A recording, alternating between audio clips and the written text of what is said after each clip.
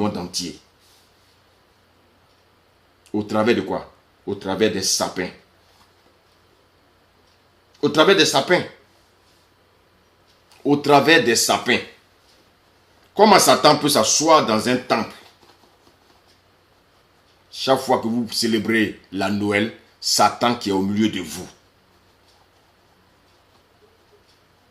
Au temps bien-aimé des Salomon, le temple de Dieu était bien-aimé, cette habitation bâtie.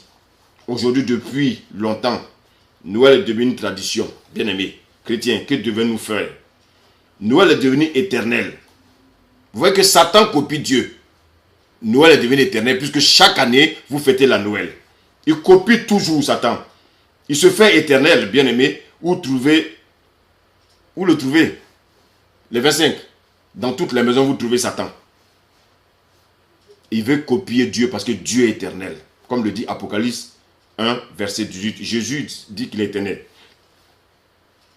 Jésus a dit également aussi, laissez venir à moi les petits enfants, car c'est à eux qu'appartient le royaume. C'est la même chose que Noël, le Père Noël aussi fait. Il dit qu'il aime les enfants, bien aimés. Mais il aime les enfants pourquoi? Pour les dédier au Dieu soleil. Spirituellement parlant, Jésus-Christ habite où?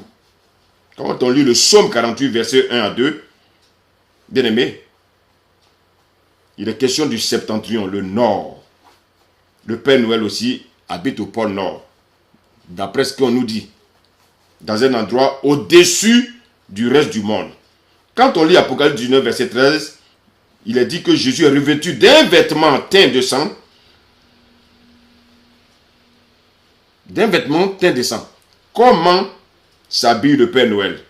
Un costume et, bien aimé, un bonnet en fourrure rouge. Que nous dit donc Apocalypse 1, 14? Sa tête et ses cheveux étaient blancs comme de la laine blanche, comme de la neige. Chrétiens, suivons bien. Comment le Père Noël est représenté? Par un vieillard aux cheveux blancs comme la laine. Éphésiens 4, verset 8. Quand on lit, qu'est-ce qu'on constate? Il a fait des dons aux hommes. Le Père Noël aussi, à travers le monde, pour donner des cadeaux aux gens. Apocalypse 22, 20 dit, je viens bientôt, à chaque mois de décembre, que fait-on aux enfants? Le Père Noël aussi vient bientôt pour leur offrir des cadeaux. Les parents disent, le Père Noël arrive bientôt, il arrive bientôt. Bien aimé, tout ça parce que Jésus a dit qu'il revient bientôt. Dieu est omniscient. Quand on lit Proverbe 15, verset 3. Et on dit aux enfants que le Père Noël sait quand ils ont été gentils et méchants et turbulents. Il vient leur offrir, quand ils ont été gentils et bons, il vient leur offrir des cadeaux. Mais quand ils ont été méchants, ils ne reçoivent pas des cadeaux. Bien aimé, que nous dit Proverbe 15? Je lis la parole de Dieu, Proverbe 15. Proverbe 15, verset 3. Proverbe 15, verset 3, il est dit, les yeux de l'Éternel sont en tout lieu, observant les méchants et les bons. Donc, les enfants, écoutez bien. On dit aux enfants, nous les parents, nous mentons toujours aux enfants, on le dit aux enfants quoi? Que le Père Noël sait quand ils sont bons, ils sont gentils. Donc quand un enfant n'est pas gentil dans la maison, on dit, ah, donc tu n'auras pas des cadeaux. C'est du mensonge, bien-aimé. Disons les vérités aux enfants. Dans Matthieu 18, la Bible dit que là où 2 ou 3 sont assemblés à mon nom, je suis présent, au milieu de vous. Donc Dieu est omniprésent. Donc Dieu omniscient, on l'a vu dans Proverbe 15, 3, où Dieu, qu'est-ce qu'il fait? Il est en tout lieu, ses yeux sont en tout lieu. Donc on fait croire que le Père Noël aussi est en tout lieu. Donc je disais dans Matthieu 18 que là où 2 ou 3 sont assemblés en mon nom, je suis présent au milieu de vous. Dieu omniprésent. Le Père Noël, tous les 24 soirs, nuit, visite toutes les maisons au même moment pour laisser des cadeaux. Bien aimé. Donc en un jour, jusqu'à 6 h du matin, les enfants en même temps reçoivent à la même heure leurs cadeaux. Ils rentrent en possession de leurs cadeaux. Bien aimé. Donc vous voyez que le Père Noël imite Jésus. Il imite Dieu. Quand on lit Matthieu 28, verset 18. Matthieu 28, pardon. Verset 18. Matthieu 28, verset 18. Je lis la parole de Dieu. Merci Seigneur. Matthieu 28, verset 18. Bien aimé, c'est un enseignement qui est long. Donc vraiment, que le Seigneur nous aide ce soir vraiment à vraiment vous éclairer. Matthieu 28, verset 18, je lis la parole de Dieu. Jésus s'étant approché, leur parlant ainsi, tout pouvoir m'a été donné dans le ciel et sur la terre.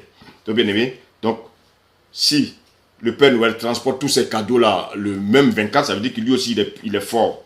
L'omnipotent, c'est la force. Quand on dit que Dieu est omnipotent, on veut dire que Dieu est fort.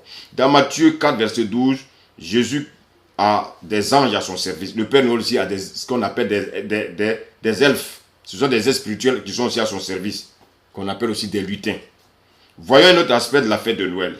Les sapins, bien aimés, appelés l'arbre de Noël. Les guirlandes et les cadeaux de Noël. L'arbre de Noël, bien aimé, dans la Bible, est clair. La Bible en parle. Lisons Jérémie 10. Jérémie 10. Oh, merci Seigneur. Vraiment de nous éclairer. Jérémie 10. Jérémie 10. Ah, merci Seigneur. Jérémie 10. Jérémie 10 du verset 2 au verset 5. Ainsi parle l'Éternel, n'imitez pas les voix des nations et ne craignez pas les signes du ciel, parce que les nations les craignent. Car les coutumes des peuples ne sont que vanité. On coupe le bois dans la forêt. La main de l'ouvrier le travaille avec la hache. On l'embellit avec de l'argent et de l'or. On le fixe avec des clous et des marteaux pour qu'il ne branle pas. Ces dieux sont comme une colonne massive, car ils ne parlent point. On les porte parce qu'ils ne peuvent marcher. Ne les craignez pas, car ils ne sauraient faire aucun mal et ils sont incapables de faire du bien. Bien aimé, vous avez entendu. Voici d'où sortent les sapins. La coutume comme Noël est vanité. C'est du vent. On coupe le bois dans la forêt. On les embellit avec de l'argent et de l'or. Ça, c'est de la décoration satanique de l'arbre de Noël. Ça brille, c'est beau, c'est décoré, bien aimé. La convoitise des yeux, ça attire le monde. Jérémie nous dit que ce sont des dieux, ce sont des idoles qui sont derrière. Lorsqu'on lit le livre de 2 Rois 16, du verset 1 au verset 4, bien aimé, il est encore éclairé. Il y a encore un éclairage là. Qu'est-ce qu'il est dit? 2 Rois. Merci Seigneur. 2 Rois 16. Du verset 1 au verset 4. 2 Rois 16, du verset 1 au verset 4. La parole de l'Éternel fut adressée à Jéhu, fils d'Anani, contre Bécha. J'étais élevé de la poussière et j'étais établi chef de mon peuple d'Israël. Mais parce que tu as marché dans la voie de Jéroboam et que tu as fait pécher mon peuple pour m'irriter par leur péché, voici, je vais balayer donc Bécha et sa maison et je rendrai la maison semblable à la maison. Je rendrai la maison semblable. Je rendrai la maison semblable à la maison de Jéroboam, fils de Nébat, celui de la maison de Bécha, qui mourra dans la ville, sera mangé par les chiens, et celui des siens qui mourra dans les champs sera mangé par les oiseaux du ciel. Bien-aimés, écoutons bien ce que nous dit la parole.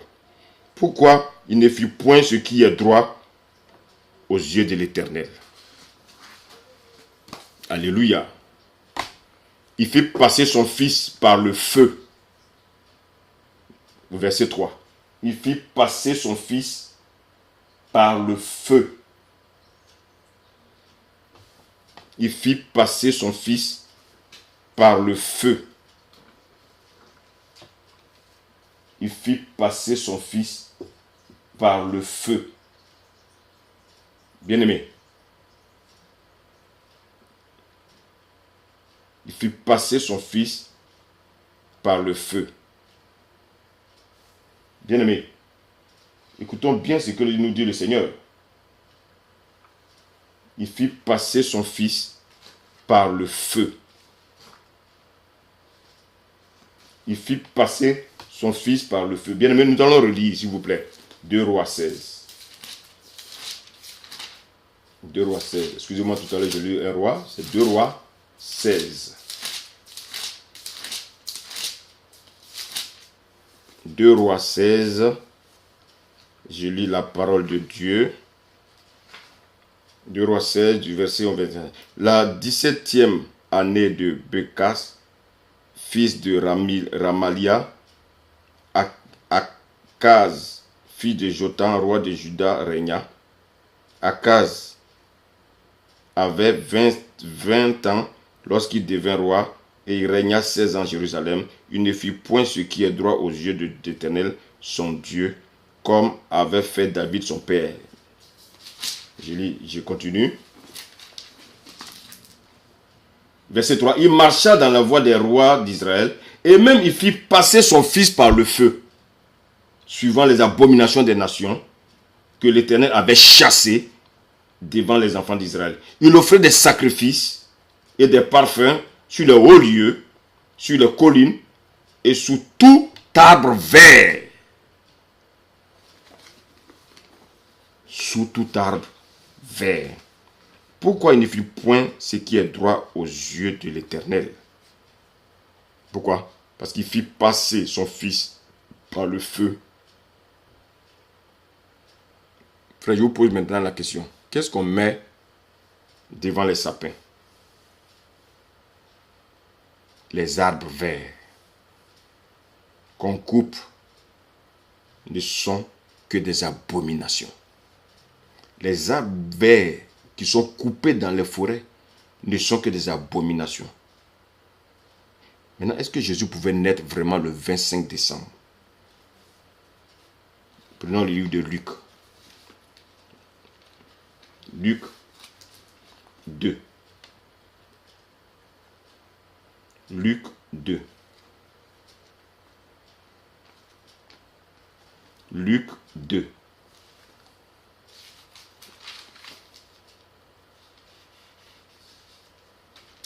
Luc 2, à partir du premier verset. Je lis la parole de Dieu.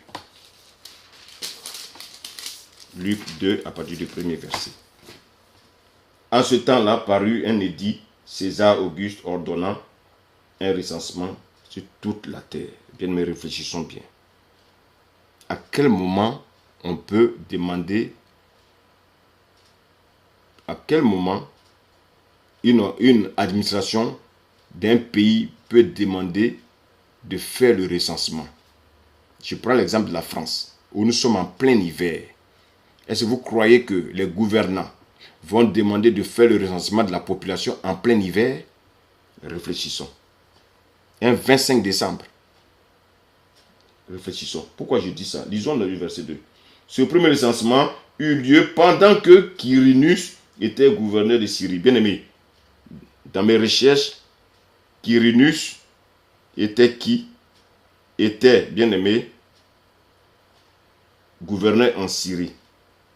Et ce Quirinus, bien aimé, dans mes recherches, il a été nommé en octobre.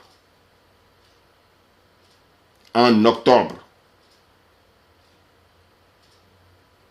En octobre. Et donc, bien aimé, l'édit de César Auguste, bien aimé, qui était qui? Qui était, bien aimé, cet empereur qui régnait en Israël, dont les circoncisions étaient, bien aimé, dominées par le roi César, le romain César, bien aimé. Croyez-vous qu'il va instaurer un recensement en plein hiver? Bien aimé, réfléchissons bien. Et je crois que le Seigneur va nous donner la réponse. Pourquoi le monde entier maintient le 25 décembre? C'était la date vouée au culte du Dieu Soleil. Les enfants étaient sacrifiés. Les enfants étaient exposés en sacrifice au Dieu Soleil. Alors pourquoi le Père Noël aime les enfants? Parce qu'il sait qu'en cette période, beaucoup d'enfants qui reçoivent des cadeaux au nom de Noël sont sacrifiés spirituellement. Si tu veux croire, gloire à Dieu. Si tu ne refuses de croire, gloire à Dieu. Je parle des choses qui se font spirituellement.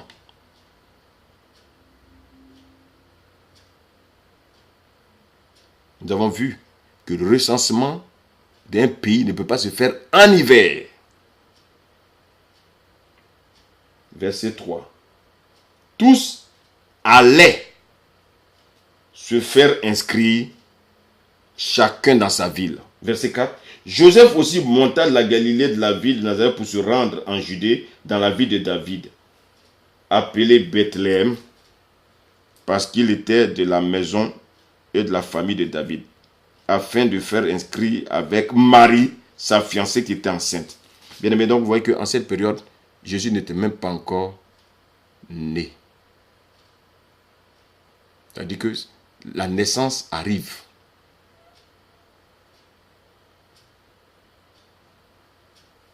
Alléluia. Est-ce que dans le froid, on peut se déplacer, parcourir des kilomètres pour aller se faire recenser? Bien aimé, je vous pose la question, c'est une question de bon sens. Verset 7. Et elle enfanta son fils premier-né. Vous voyez que quand on dit le fils premier-né, c'est que Marie a eu d'autres fils. Alors donc, elle ne peut plus être appelée vierge. Réfléchissons. Elle enfanta son premier-né, elle l'amaillota et le coucha dans une crèche parce qu'il n'y avait pas de place pour eux dans l'hôtellerie. Alors, bien aimé, écoutez-moi bien. Qu'est-ce que le Seigneur nous enseigne ici? Jésus était le premier fils de Marie. Donc cela veut dire que Marie a eu d'autres enfants. Maintenant, pourquoi Jésus est né dans une crèche? Simplement parce qu'il n'y avait plus de place à l'hôtellerie.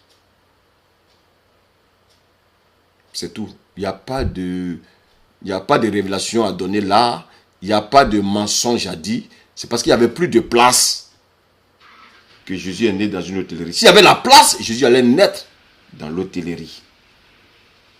Alors je vous pose la question. Est-ce qu'en hiver, quelqu'un peut vivre dans une crèche et encore mettre au monde un enfant dans une crèche? Réfléchissons, chrétiens, réfléchissons. Est-ce que vous croyez que en hiver, un bébé peut être mis dans une crèche, une femme peut accoucher dans une crèche dans laquelle l'enfant va vivre? Je ne crois pas. Que nous dit le verset 8? Il y avait dans cette même contrée des bergers qui passaient dans les champs les veilles de la nuit pour garder leurs troupeaux. Ici, on nous parle des laboureurs, des gens qui labouraient le sol, qui gardaient leurs troupeaux. Je vous pose la question. En plein hiver, dans la nuit, avec des bœufs, des bergers, réfléchissez bien. Que font-ils dans le froid?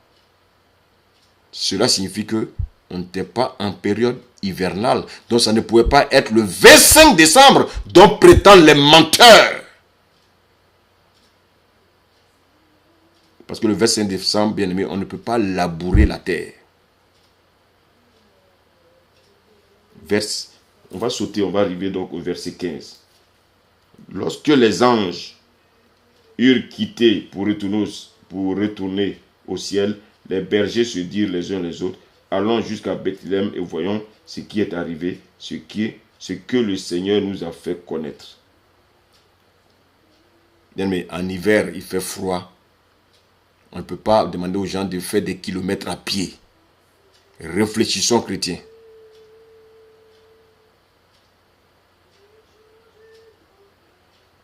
Alléluia.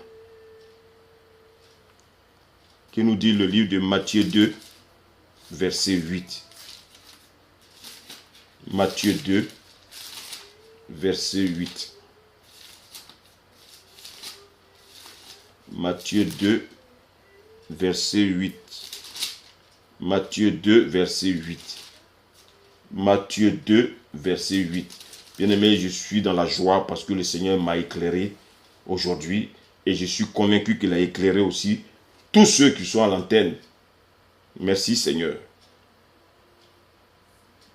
Puis il envoya à Bethléem en disant, allez, prenez des informations exactes sur le petit enfant. Quand vous le retrouvez, faites-le moi savoir afin que j'aille aussi moi-même l'adorer. Bien-aimé, ici c'est Hérode qui parle. Est-ce que Hérode peut adorer un enfant qui vient de Dieu? Alors chrétiens, est-ce que vous croyez que Satan peut vous adorer? Satan ne cherche simplement. Et que vous croyez que Satan veut de votre bien? Je ne crois pas. Alors bien aimé, je voulais que vous réfléchissiez et que vous compreniez que la fête de Noël n'est qu'une anarque. La fête de Noël, bien aimé, n'est que, bien aimé, une invention, bien aimé, des multinationales pour se faire beaucoup d'argent. La fête de Noël, bien aimé, est une fête satanique qui arrange non seulement le Dieu Soleil, mais également tous les multinationales. Bien aimé, on dit Noël. Qu'est-ce que ça veut dire? Noël. Réfléchissons ensemble. On dit El Shaddai, c'est-à-dire le Dieu Tout-Puissant. On peut le voir dans Genèse 17:1. On dit également El Elyon, Dieu très haut. Bien aimé, on peut également le voir dans Genèse 14, verset 18. On dit El Olam, c'est-à-dire Dieu de l'éternité. On peut le voir dans Genèse 21, verset 33. El Gana, le Dieu jaloux. On peut le voir dans Exode 20, verset 5. Et El Haï, bien aimé, le Dieu vivant. On peut le voir bien aimé dans Josué 3, verset 10. Bien aimé, le préfixe El signifie Dieu. Il signifie l'éternel. Le préfixe El signifie l'éternel. Et vous voyez, Noël. Donc Noël vient des Américains.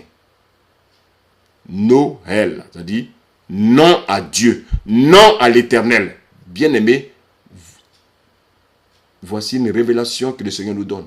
Noël, donc non à Dieu. Donc bien aimé, vous êtes d'accord avec moi que le Père Noël ne peut pas être, bien aimé, une fête chrétienne. Le Père Noël ne peut pas être celui qui a été envoyé par Dieu. Le Père Noël ne peut pas être Dieu lui-même, comme le prétendent certains analphabètes et certains incrédules et certains ignorants. On dit Noël, donc non à Dieu. Chrétiens, ouvrons les yeux. Célébrer la fête de Noël, c'est célébrer, bien aimé, le Dieu Soleil. Célébrer la fête de Noël, c'est célébrer, bien aimé, un Dieu impie. Donc célébrer la fête de Noël, c'est célébrer Satan. Seigneur, je crois que ce soir tu nous as éclairés. Merci pour ceux-là qui ont entendu ce message. Seigneur, s'ils étaient encore dans les abominations, Seigneur, merci parce que tu les as éclairés afin qu'ils sortent, qu'ils se repentent s'ils ont déjà pratiqué ces fêtes. Et s'ils s'apprêtent même à pratiquer ces fêtes, Seigneur, qu'ils se repentent parce que tu es le Dieu fidèle, le Dieu merveilleux. Tu es le chemin, la vérité, la vie. Nul ne vient au Père que par toi. Et c'est pourquoi toi, tu nous éclaires. Seigneur, je te remercie pour ce moment que tu as permis. Je te rends toute la gloire. Seigneur, tu nous as éclairés. Tu as ouvert nos yeux. Tu nous as parlé. Seigneur, tu as dit de ne pas nous mettre avec les dieux infidèles. Qu'y a-t-il entre Jésus et Bélial? Qu'y a-t-il entre la lumière et les ténèbres? Seigneur, merci. Parce que nous avons compris que nous devons nous éloigner de ces fêtes abominables telles que Noël, qui signifie Noël, c'est-à-dire non à Dieu, non à l'éternel. Seigneur, si Noël veut dire non à l'éternel, donc Noël signifie oui à Satan. Seigneur, merci parce que tu es vivant. Au nom de Jésus-Christ. Merci. Merci. Amen. Bien-aimés, nous avons été éclairés. Je remercie le Seigneur. Bien-aimés, cet enseignement était vraiment pour nous éclairer, nous chrétiens, afin que nous ne prenions pas part à ces abominations. Le Seigneur dit de ne pas être avec des infidèles. Oui, bien-aimés. Oui. Ne prenez point part aux œuvres des ténèbres, mais condamnez-les. Condamnez-les. Et nous condamnons la fête de Noël, parce que cette fête, bien-aimés, n'est pas de Dieu. Merci Seigneur. Bye bye. Bye bye. Et que le Seigneur vous fortifie. Que le Seigneur vous fortifie. Amen. Voyez, tu aimes la télé plus que ton Dieu. You love your TV more than you love God. Tu aimes la nourriture plus que Dieu, tu resteras. More than you love God, you will be left behind. Tu aimes les choses de ce monde plus que Dieu, tu resteras. You love earthly things way more than you love God. You will be left behind. Many will be left Le behind. pape, They will go to the Pope, même va and rester. the Pope himself will be left Tu vas aller behind. voir les fédérations. They will go to the Les pasteurs. generation of pastors. Plus de 95% des pasteurs vont rester. Over 95% of the pastors will be left Et behind. parce que vous les avez suivis, And vous allez because rester you avec eux. follow them, then you will be left behind Ça va être also. terrible, frère. This will be just terrible. Terrible. Lève-toi. Arise. L'ordre est donné. The command has Alors, been given.